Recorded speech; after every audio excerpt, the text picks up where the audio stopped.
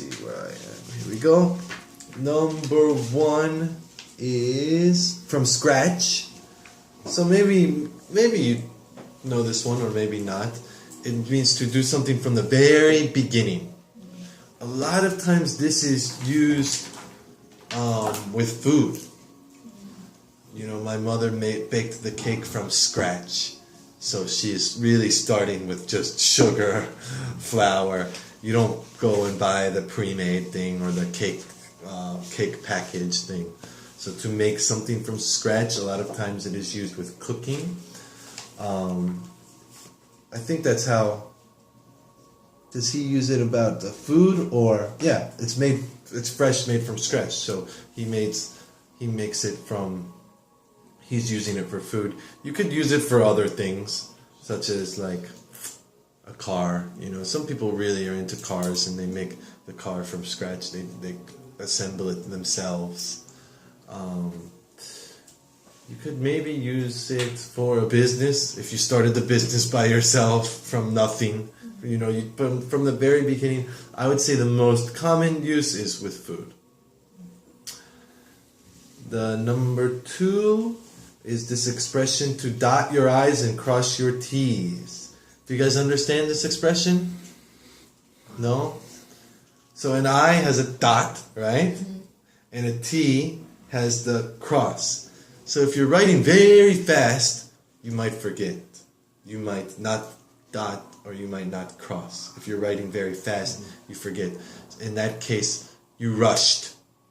But to dot your I's and cross your T's is the opposite, to be very careful. To make sure that you did everything, you did all the detail. They are using it with their business, you know. They have to get the food all the same, so you have to dot your I's and cross your T's. Another similar expression, you know, don't skip any steps. Leave no stone unturned is another expression. You know, you turn over every stone. That's used a little bit more with searching for something. But dot your I's and cross your T's. Yeah. Usually, in the vocabulary it says dot the I's and cross the T's, but it's almost always going to be used how he uses it, to dot your I's and your T's. So if you say the I's and the T's, it might sound a little strange. Number 3, consistency. Consistency. So this is a synonym would be conformity. You know, having something that is the same, conformity, being the same every time, to be consistent. The word consistent can be used in many different situations. He's using it to talk about food, having it be the same. The word consistency can be used to talk about liquid, because liquid is the same throughout, you know, how it's sticking together. That's kind of a science word. But here he's using it as the most common way to use the word, consistency. If you're doing work, it is important to have consistency. If you can use it to talk about showing to the same place at the same time. You know, he's very consistent. He always comes there. Here, like I said, they're using it about food. You can't have it taste different one day than another day.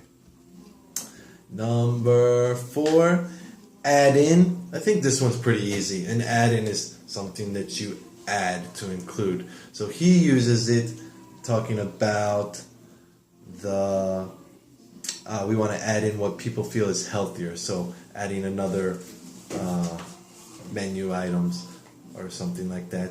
It can be used with anything. You know, a lot of times if you buy some package or stuff, there's going to be some add-in or add-on. Add-on would be something you might have to purchase or something like that. Add-in, add-on, quite similar. Easy one to understand. Number 5, go around. Again, I think this is an easy one to understand. To go around, going from place to place. He talks about going around, go around to every restaurant. You know, they check each one. They go around here, talking about place. And again, the last three I think are quite easy. The first three are maybe a little bit more difficult. The last three are easy. Number 6, to make sure. To double check is another expression that we use. To double check. To make sure. To make certain.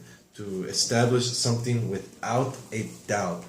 Make sure this is correct. Make sure. Double check. Like that.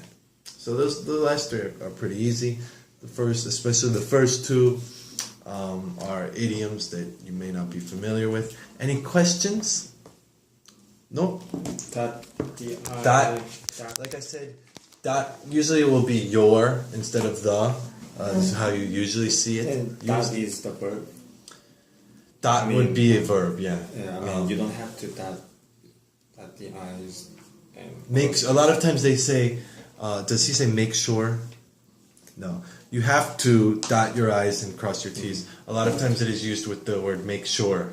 Make sure to, or make sure you dot your I's and cross your T's. So dot is the verb. Dot is a noun. It is a dot, but occasionally you could use it as a verb. Yeah. Any other questions? Okay.